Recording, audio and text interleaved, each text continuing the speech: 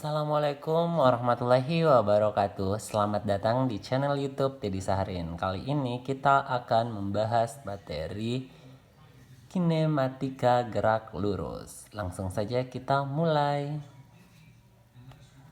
Jadi pertama kalian harus kenal dulu istilah-istilah yang ada pada kinematika gerak lurus. Jadi nanti kita bakalan ketemu istilah posisi, kemudian jarak tempuh, kemudian perpindahan, kemudian kelajuan, kemudian kecepatan dan kecepatan atau kelajuan sesaat, kemudian percepatan rata-rata dan percepatan sesaat. Oke.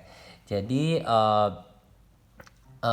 yang pertama kita akan ke kedudukan. Jadi kedudukan itu adalah posisinya benda terhadap titik acuan. Jadi dia posisi terhadap titik acuan. Berarti jarak dan arah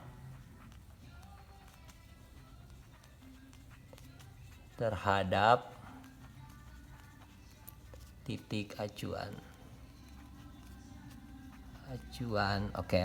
Nah, contohnya misalkan kita kan sudah tahu ini tuh utara, kemudian yang ini timur, ini selatan, ini barat ya. Jadi kalau misalkan titik acuannya ada di sini, kemudian ini si Beni, anggap saja ini Beni ya.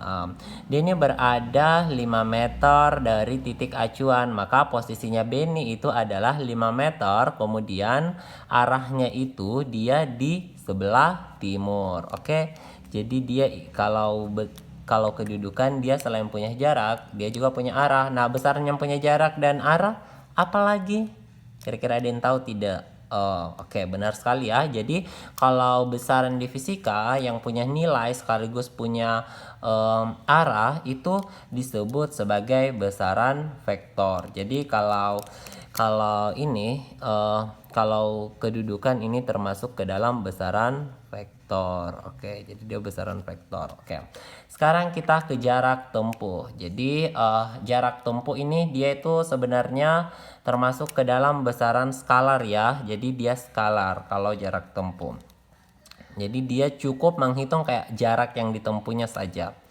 Oke, jadi jarak tempuh itu jarak total ya. Dia disimbolkan dengan S.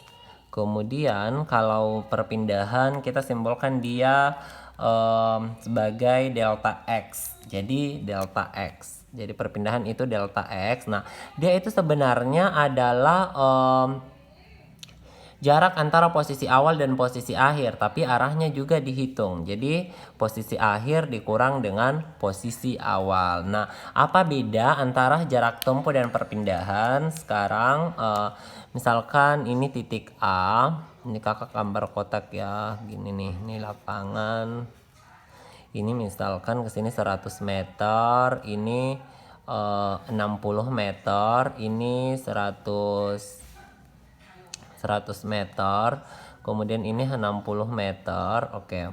Nah, ini posisi A, posisi B, posisi C, kemudian posisi D. Nah, jadi kalau yang ditanyakan adalah perpindahan dari A ke D, berarti jarak terakhirnya saja A dan D berapa? Berarti A dan D itu berjarak 6, tapi kalau jarak tempuh dia lewatnya B ke C baru ke D, maka jarak yang ditempuh itu 100 ditambah 60 ditambah 100. Oke. Jadi itu ya bedanya antara jarak tempuh dan perpindahan. Jadi kalau perpindahan hanya melihat posisi akhir dan posisi awal saja. Oke. Nah, contohnya kita A. Jadi kalau misalkan gerakannya dari S, A, baru ke B, baru ke C, baru ke D. Maka jarak yang ditempuh dari A hingga kembali ke D itu kan 100 tambah 60 tambah 100 tambah 60. Berarti kita bakalan dapat sebesar 320 meter. Sementara kalau kita cari perpindahannya antara A sampai ke Oh, maaf ya, kembali lagi ke A. Ini kalau kembali lagi ke A, A, B, C, D kembali ke A, ini tuh sama dengan 0 karena dia kembali ke posisi semula. Oke, nah sekarang kita akan ke kelajuan. Jadi, kelajuan itu adalah besaran yang menyatakan perubahan jarak persatuan waktu. Nah, atau kalau kita mau tulis kelajuan rata-rata, kalau kelajuan rata-rata itu kita tulis V rata-rata ya. Kelajuan rata-rata itu persamaannya adalah jarak total. Jadi jarak total atau jarak tempuh. Jadi ini yang memperlihat jarak tempuh dibagi selang waktu delta T. Jadi ini tuh beda dengan kecepatan rata-rata. Kalau kecepatan rata-rata dia itu persamaannya V rata-rata itu sama dengan perpindahan dibagi dengan delta T. Jadi perpindahannya dibagi dengan delta T. Jadi dia hanya melihat perpindahan. Contohnya, kalau kita mau cari kecepatan rata-ratanya, misalkan ini ya, dari A, B, C, D ke A, kakak tulis T, A, B, C, D, A, itu misalkan adalah 20 second ya, berapa ya bagusnya, 100 second ya, 100 second ya. Berarti kalau kita mau cari berapa kelajuan rata-rata,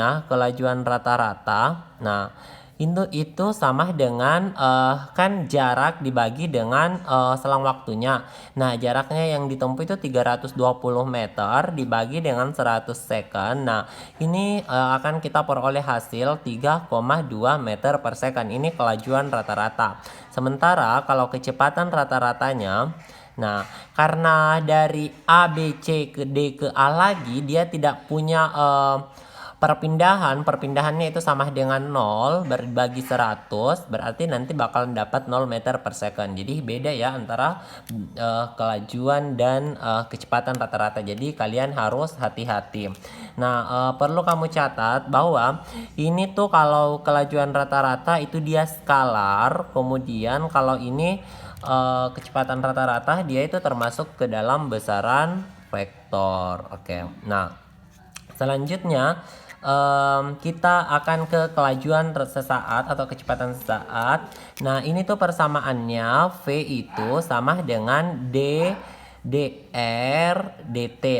Ini kayak R itu posisi ya, jadi turunan posisi terhadap waktu. Kemudian kalau percepatan rata-rata, percepatan itu adalah perubahan kecepatan. Jadi kalau kecepatannya berubah, maka dia punya percepatan. Kalau kecepatannya tidak berubah, maka dia tidak punya percepatan. Nah, rumus dari kecepatan rata-rata atau A rata-rata itu sama dengan delta V per delta T. Jadi nanti berubah kecepatannya baru ada percepatan rata-ratanya. Kemudian kalau percepatan sesaat ini sebenarnya rumus umum ya dari percepatan itu adalah dv perubahan kecepatan terhadap waktu turunan kecepatan terhadap waktu. Jadi gitu. Nah, ada yang perlu kamu tahu, ini penting sekali. Jadi kalau misalkan kecepatannya, misalkan dia nih punya kecepatan, misalkan digerak lurus ya, kalau dia punya kecepatan 2 meter per second, artinya ini dia punya dia menempuh jarak 2 meter tiap 1 second. Oke? Menempuh jarak 2 meter tiap 1 second. Kalau dia punya percepatan 2 meter per second kuadrat, artinya ini sama dengan 2 meter per second. Artinya kecepatannya itu bertambah 2 meter per second setiap 1 second. Oke. Jadi pembahasan kita cukup sampai di sini. Sampai ketemu lagi di video berikutnya. Jangan lupa like, share, dan subscribe. Nah, kalian juga bisa tulis di komen, bisa request materi apa kira-kira yang kalian butuhkan supaya kakak bisa bantu jelaskan. Terima kasih. Assalamualaikum warahmatullahi wabarakatuh.